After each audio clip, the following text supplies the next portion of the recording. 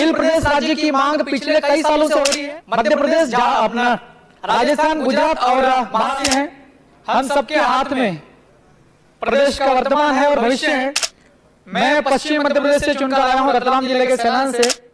मेरे इलाके के अंदर में पास में पड़ता है झाबुआ जिला, अलीराजपुर जिला और धार भी पड़ जाता है। वहां से भी अपनी अपनी कॉन्स्टिट्यूएंसी से माननीय सदस्यगण यहाँ मौजूद हैं। आदिवासी इलाके में सदियों से आदिवासी लोगों को कहीं कहीं बेदखल किया जाता है अपनी जमीनों से। मैं बीच के रास्ते से निकलना चाहता हूं ताकि लोगों का भला हो सके। अगर उद्योग बनते हैं तो आदिवासियों की जमीनें जारी हैं, पहले वहां के लोगों से बात किया जाना चाहिए। उन्हें कहीं ना कहीं उनकी परमानेंट आजीविका सेटल करने के लिए पहले उनका समाधान दिया जाना चाहिए। और मेरा सदस्य होने के नाते यहाँ मुझे अवसर मिल रहा है बात रखने का। तो आदिवासी इलाकों में जो बड़े बड़े डैम बनाए जाते हैं, बड़े बड़े तालाब बनाए जाते हैं, मेरे यहाँ पर मत हैं।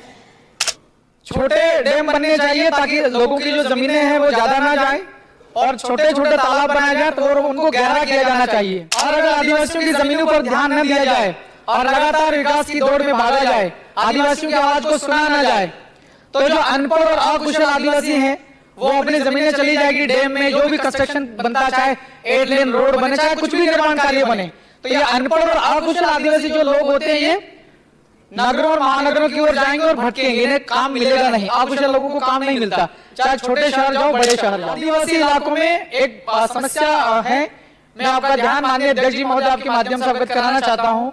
आदिवासी इलाकों में ग्राम वार एक डायरी सिस्टम चलता है अवैध तरीके से शराब बिक्री करने के लिए। इसमें रेवेन्यू जनरेट होता है या ना होता है ये मुझे इसका आइडिया नहीं, मैं अगली बार स्टडी करके आऊंगा। डायरी के आधार पर शराब की बिक्री होती है, लोग बहुत बिगड़ते हैं साहब। इस पर मंथन होना चाहिए। ये जो माननीय राज्यपाल महोदय का जो अभिभाषण है इसके ऊपर में संशोधन किया जाना चाहिए। एक लूपहोल है इसमें। और मेरा तो यहाँ पर कहना चाहता हूं मैं कि आदिवासी इलाकों में शराब पूरी तरीके से बंद हो जाना चाहिए। क्या शराब हम लोग बेच करके रेवेन्यू जनरेट कर पाएंगे क्या? दूसरे बहुत सारे तरीके हैं ये जनरेट करने के। व्यापारी लोग व्यापार करेंगे, रेवेन्यू जनरेट होगा। आदिवासी इलाकों में शराब पिला के लोगों की जिंदगियां बर्बाद हो रही हैं रेवेन्यू जनरेट करने की इस बहाने। और ग्रामीण क्षेत्र की जो स्कूल है वहां की हालत बहुत ज्यादा खराब है। मेरी कॉन्स्टिट्यूएंसी सैलाना पड़ती है, वहां भी हालत खराब है। और पूरी पश्चिम मध्य प्रदेश, रतलाम, झाबुआ, अलीराजपुर, धार, बड़वानी, खरगोन हालत खराब है। स्कूल्स के अंदर कक्षाएं ठीक से संचालित नहीं हो रही हैं। टीचर्स है तो बहुत कम है संख्या में, और जो है तो उन्हें भी दूसरे काम, दूसरी कल्याणकारी योजनाओं को लागू करने के लिए कक्षाएं ठीक से संचालित नहीं होती। पढ़ाई में क्वालिटी एजुकेशन दिया जाना चाहिए, मैं ये ध्यान केंद्रित करना चाह रहा हूं।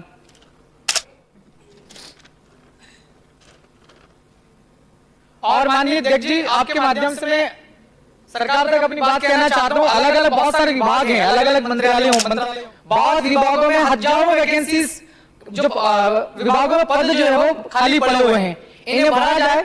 अगर भरेंगे तो जो काम होगा और जो सरकार की जो जन कल्याणकारी पॉलिसी नीतियां हैं, जो योजनाएं, वो योजनाएं ठीक से लागू हो पाएगी। योजना का लाभ हर एक व्यक्ति को तक मिल सकता है। जब हमारे पास में कर्मचारी होंगे तो योजनाओं का क्रियान्वयन कौन करेगा? आदिवासी इलाकों में सरकार की कल्याणकारी योजनाओं के क्रियान्वयन में भ्रष्टाचार बहुत ज्यादा है, बहुत चरम सीमा पर है।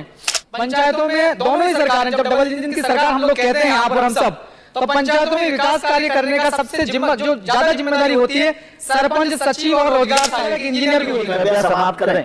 1 मिनट 2 मिनट और दीजिए अध्यक्ष जी। और आदिवासी इलाकों के अंदर में सार्वजनिक कुओं और तालाबों का ये तो काम करना ही है। चलिए 1 मिनट के अंदर अपना ध्यान केंद्रित करना चाहता हूँ।